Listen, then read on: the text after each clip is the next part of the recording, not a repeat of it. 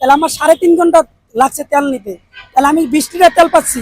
সরকার পদক্ষেপ নেবে এবং সেনাবাহিনী এটার ভিতরে হস্তক্ষেপ আমরা কামনা করছি। আমি মন্ত্রীর কাছে একটাই রিকোয়েস্ট করবো যে প্লিজ আপনি এটা দেখেন, আপনি অসাধু ব্যবসায়ীদেরকে আপনি এটা সতর্ক করেন।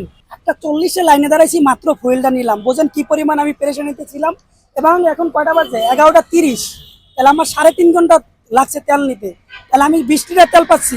সেখানে আমার যদি 3.5 ঘন্টা নিয়ে আমি তেল নিছি, তাহলে আমার এখান তো 5 লিটার এমনি চলে গেছে, তাহলে আমার থাকবে 15 লিটার। আমি 15 লিটার তেল দিয়ে আমি গাজীপুর আপ ডাউন করতে পারবো না। আমার গাজীপুর শরীরচালা ডেলি আপ ডাউন করতে হয়, আমার পার ডে 20 লিটার তেল জ্বালানি খরচা হয়। আচ্ছা, সরকার যেটা বলছে, সরকার বলছে সংকট নাই, আসলে আমরা তো সংকট পাচ্ছি, প্রতিটা পাম্পে তেল নাই। আপনি দেখেন ভাইয়া, এই ফকিরাপোল, করিমসন, এদিকে যে হলো এই রহমান মেসাজ, তারপরে এদিকে সাউদান, আমরা তো তেলই পাচ্ছি না ভাইয়া। আমরা লাইন আর লাইন। জ্বালানি মন্ত্রী যদি বলেও থাকে তেল আছে, তাহলে তেল দিচ্ছে না কেন? মন্ত্রীর পদক্ষেপ নেওয়া উচিত তো। প্রত্যেকটা পাম্পে রেট অ্যালার্ট জারি করতে হবে। এবং চট্টগ্রাম বন্দর থেকে নারায়ণগঞ্জ ডিপো পর্যন্ত প্রত্যেকটা জায়গায় সেনাবাহিনী মোতায়েন চাই, নাইলে আমরা সুষ্ঠুভাবে তেল নিতে পারবো না। এটা আমি না, শুধু আমার মতন হাজারো চালকের একটাই আবেদন। প্রতিটা দিন আমরা তেলের জন্য হেরে চলছি। এদিকে গাবতলী মোহনা, এদিকে খালেক, এদিকে টাস্টেও লাইন আছে, কিন্তু টাস্টের লাইনটা আমরা কাকুলি বনানীর থেকে লাইন ধরে আসতে হয়।